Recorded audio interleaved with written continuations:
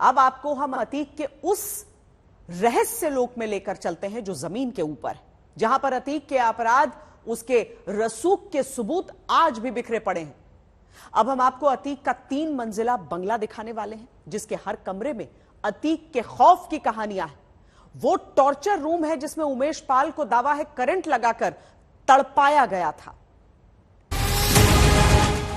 आज तक संवाददाता सिमर चावला के पीछे आपको जो खंडहर इमारत दिखाई दे रही है, उसे भले ही 3 साल पहले तोड़ दिया गया हो, लेकिन आज भी इस इमारत में अतीक अहमद के कई राज बिखरे पड़े हैं, जिसमें फूलपुर लोकसभा चुनाव का बैलेट पेपर है,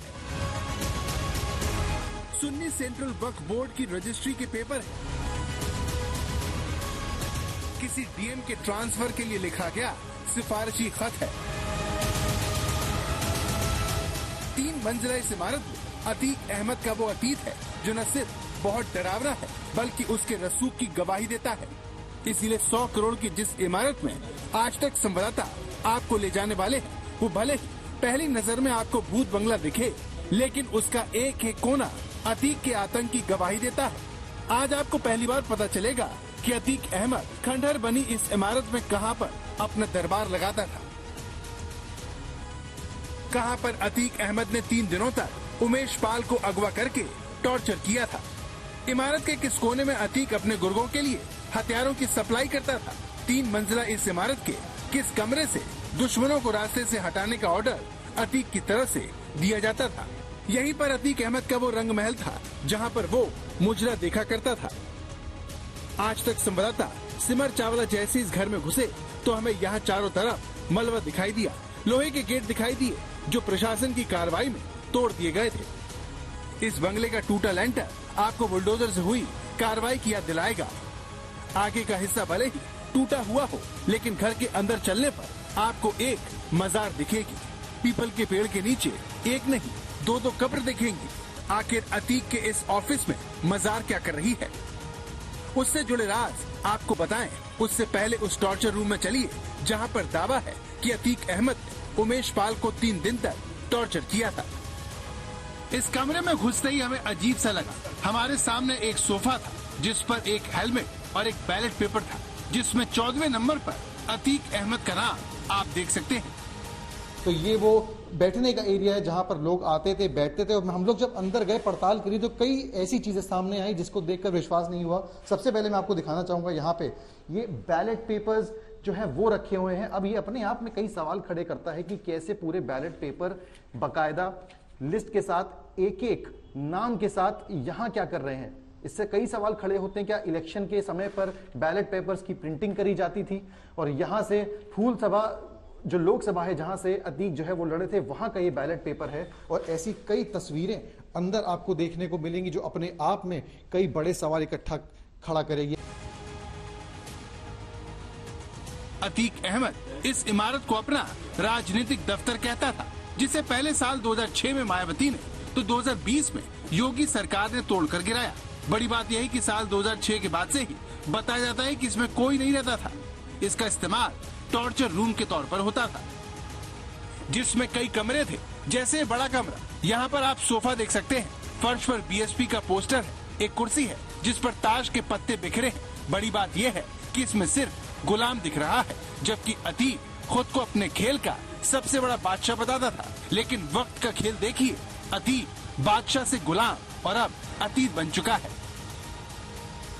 क्या आप देख सकते हैं यहाँ पे ये बसपा का जो है वो पोस्टर है। जब भारतीय बहुजन समाज पार्टी में अतीक था उस टाइम पे पोस्टर है। यहाँ पर ताश की गड्डियां तक पड़ी हुई हैं, आप देख सकते हैं। यहाँ पर चेयर्स हैं, बाकायदा महफिल जमती थी। ये कहा जाता है कि इसको अय्याशी का अड्डा भी एक तरीके से अशरफ इस्तेमाल करता था।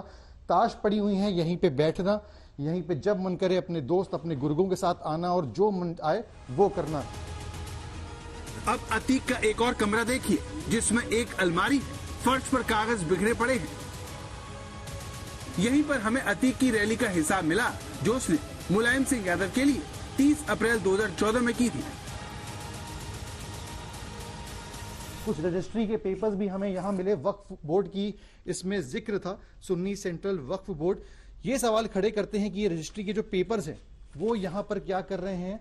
ये आप देख सकते हैं यहाँ पे जब सामने आए, ये कुछ ऐसे एडवर्टीजमेंट है जो मीडिया को दिए गए ताकि जो अपना प्रचार करा जा सके। ये समाजवादी पार्टी में जब अतीक होता था तब के समय का ये एडवर्टीजमेंट आप देख सकते हैं, यहाँ पे पोस्टर भी है। ये अतीक अहमद जब समाजवादी पार्टी में हुआ करता था तब का है। ये पार्षदों की बकायदा पूरी लिस्ट है, इस प्रयागराज से कौन कहां से चुनाव लड़ेगा सबके नाम है। ये सब बैठे बैठे अपने दफ्तर से अतीक अहमद जो है वो तय किया करता था। ये हमने देखा, ये जो पर्चा आप देख रहे हैं जहां पे बकायदा लिखे हुए हैं नामांकन फीस, पोस्टर, सब खर्चे लिखे हुए हैं इलेक्शन में जो यहां पर किए जा रहे थे। और उसका टोटल जो है आप देख सकते हैं 46,05,000 कुछ का ये पूरा बिल है। ये कुछ पोस्टर्स हैं जब अतीक जेल में था और उसने चुनाव लड़ा था तो इस तरीके के पोस्टर्स वायरल हुए थे, अतीक की गुहार और उसको हीरो बनाते हुए।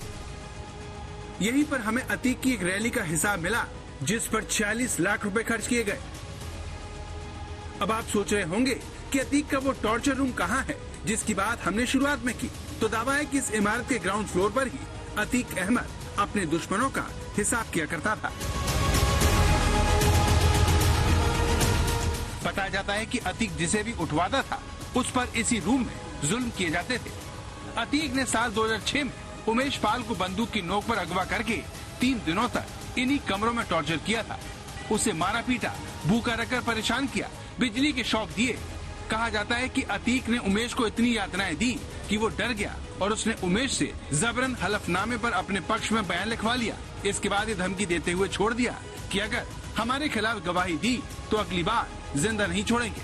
और इसी साल 24 फरवरी को अतीक अहमद के शूटरों ने उमेश को मौत के घाट उतार दिया। तब वो कचहरी से इसी केस की आखिरी गवाही देकर लौट रहा था। लेकिन उसके बाद अतीक और अशरफ भी मारे गए जो इस बंगले में कभी यहीं पर मुजरा सुना करते थे। सिमर चावला, प्रयागराज, आज तक।